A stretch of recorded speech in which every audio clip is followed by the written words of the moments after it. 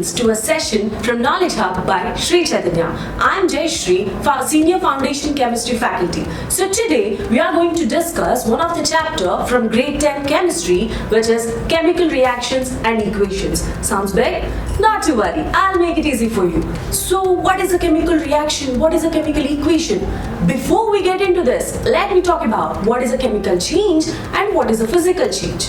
So basically, we see different changes around us. So you can see that milk is turning into curd. It is a change. You're adding sugar into water. It is getting a sugar solution. It is a change. So there are different changes. So in a change, if a new substance is formed, it is called as a chemical change. And if there is no new substance formed, then it is a physical change. So souring of milk, curdling of milk, all these are chemical changes. Whereas your just change of state, ice to water, it is a physical change. Okay, so let us start a chapter which is chemical reactions and equations. So what do you mean by a chemical reaction? So let us see. So whenever a chemical change occurs, we call that a chemical reaction, or the process in which a chemical change occurs is called as a chemical reaction. Alright, so now you can see here, how will you know or how will you identify whether a chemical reaction has occurred or not? You need some observations, right? Because we cannot see a reaction and say that a chemical reaction has occurred. So we need some observations. And what are they? So we have 5 observations. So any of these is occurring? Yeah, that's done. It is a chemical reaction. The very first one is change in state. If state of a chemical substance is changing, it is called as a chemical reaction. Let me give you some examples. Suppose you're having your petrol. Petrol is a liquid. If you burn petrol, it forms water vapor and carbon dioxide gas. So from liquid, you can see that there are gaseous substances formed. So it is an example of a chemical reaction. Got this? The next one, you can see that change in color. Might be you have seen this change in color in your everyday life. The best example is rusting of iron. You know that iron is that grayish color, but when you leave that outside to the atmosphere where it is exposed to air, you can see that it turns into reddish brown color. What do you call that? Yes, my dear, it is rust. So there is change in color. So rusting of iron is a chemical change, correct?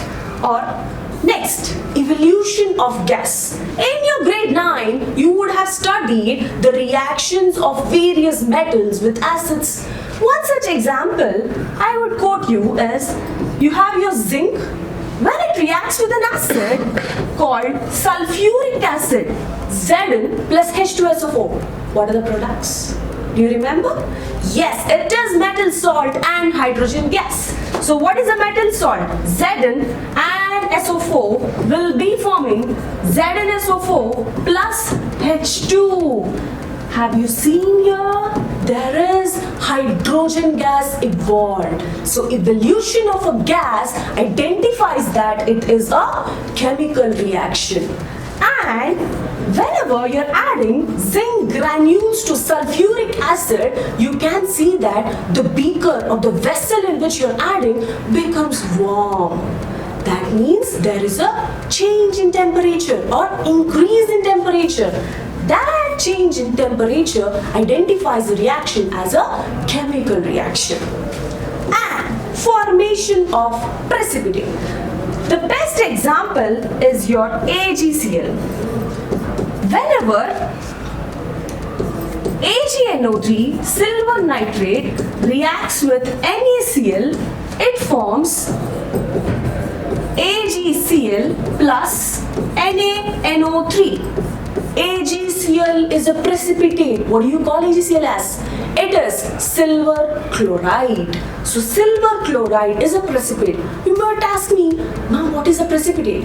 Whenever you're mixing 2 solutions, okay, there is a solid substance being formed during the reaction, it is called as a precipitate. I repeat, whenever you're mixing two solutions and you're forming a solid out of that mixing, it is called as a precipitate. And whenever a precipitate is formed in a reaction, the reaction is said to be a chemical reaction. Got this? Alright, so now the next part is, how do you represent this chemical reaction? Absolutely, it is called as a chemical equation. Representation of a chemical reaction is a chemical equation. Now, how do you represent this? Here comes the thing. So the symbolic representation of the reactants, products and their physical states is called as a chemical equation. Now let me tell you, there are two substances, let us say A and B are forming C and D. These are my original substances and they're forming new substances, because in a chemical change there are new substances formed, and in a reaction where a chemical change occurs, it is a chemical reaction. So obviously C plus D are new substances and these are your original or known substances. These known substances are called as reactants, and the formed new substances are called as products. And have you seen something here? It is an arrow. Arrow shows the direction from reactants to products. It means that reactants are forming products. This is the arrow. This representation is nothing but a chemical equation. To make it more informative, we will be adding whether the substance is a solid, liquid or a gas, or it is present in an aqueous solution. Suppose I am having a solid, I have mixed in some liquid or water and I have made it and I am using it for a reaction. Then it is called aqueous. If it is in the form of a solution, it is called as aqueous. So I can designate here hydrogen, it is a gas. So you can see here, this is how I write. Hydrogen in brackets gas. That means hydrogen is in gaseous form. Oxygen is in gaseous form. And these both are reactants. So they are reacting together to form water, which is a liquid. Got this? Again, one more reaction. What is BaCl2? Barium chloride. Barium chloride, it is in aqueous state. Right now, I told you that aqueous is in solution form. So BaCl2 is reacting with sulfuric acid to form barium sulfate solid, which is nothing but your PPT plus HCl. The same thing, you can also mention it with downward arrow. Downward arrow is the shorthand denotation of formation of precipitate. Alright, similarly, upward arrow shows you formation of gas. Clear? So this is how you can make your equation more informative. You can also add words like whether it is concentrated or dilute, more solute, concentrated, less solute, more solvent, it is dilute. So you can also add these words like concentrated H2SO4, dilute HCl. You can add these words. Alright? So, you have learned what is a chemical reaction. You have also learned what is a chemical equation and how to represent the equation. If I am writing with just words, this is called as word equation. Okay? If I am mentioning their symbols and I am writing just like this, H2 plus O2 gives H2O. This is called as skeletal equation. And one more thing you can observe, I have written 2HCl to denote that how many hydrogens are reacting here, the same number of hydrogens have formed there. That is a balanced chemical equation. So our next part is balancing chemical equations. So you might think, ma'am, why do we need to balance chemical equations? In order to satisfy your law of conservation of mass. What does it say? Mass can neither be created nor destroyed. It can only be changed from one form to another. You cannot create mass, correct? Or you cannot destroy mass. You can only rearrange from one form to another. That is called as balance in chemical equations. So the number of atoms of each element has to be same on your reactant side and your product side. Alright, so now let us see how to balance these chemical equations. There are 3 easy steps. I won't make it much difficult, I'll just make it very simple with 3 simple steps. The very first important step is you have to write the reactants and the products. I'll tell you an example also, need not worry. So you'll be writing what are the reactants, products.